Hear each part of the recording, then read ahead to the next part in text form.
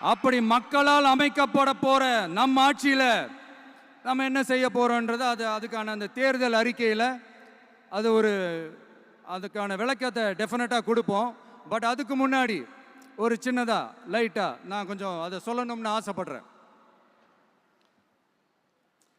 எல்லாருக்கும் நிரந்தரமான வீடு இருக்கணும்.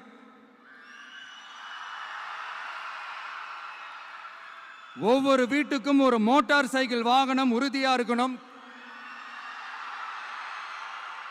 காரும் தான் லட்சியம். அதுக்கான வசதி வாய்ப்பை உருவாக்குற அளவுக்கு பொருளாதார வளர்ச்சிக்கு வழியை உண்டாக்கணும். ஒவ்வொரு வீட்டில் இருக்கிற ஒவ்வொருத்தரும் மினிமம் டிகிரி படிச்சிருக்கணும்.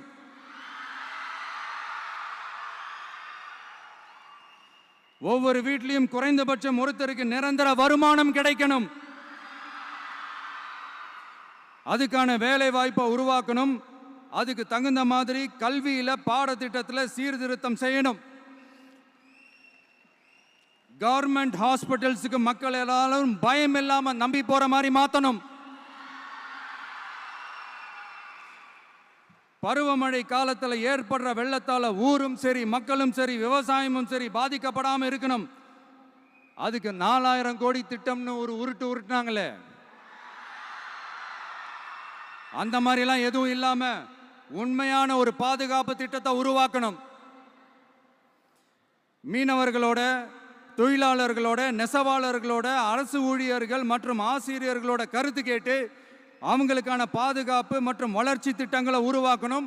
உருவாக்குறது மட்டும் இல்லை, அதை செயல்படுத்தணும். முக்கியமா இண்டஸ்ட்ரியல் டெவலப்மெண்ட்ஸ்ல கான்சென்ட்ரேட் பண்ணணும். எல்லாத்தையும் விட ரொம்ப ரொம்ப முக்கியம், சட்டம் ஒழுங்க ரொம்ப ஸ்ட்ரிக்டா வச்சிருக்கணும். நம்மளுடைய அம்மா, அக்கா, தங்கச்சிகள், அவங்களுடைய பிள்ளைகள், குழந்தைகள் எல்லாருக்கும் பாதுகாப்பை, அதுவும் உண்மையான ஸ்ட்ராங்கான பவர்ஃபுல்லான பாதுகாப்பை உண்டாக்கணும். அண்ணா யூனிவர்சிட்டியில நடந்த அந்த பெண்ணுக்கு நடந்த அந்த பிரச்சனை மாதிரியோ, இல்ல கோவையில் நடந்த அந்த கல்லூரி பெண்ணுக்கு நடந்த பிரச்சனை மாதிரியோ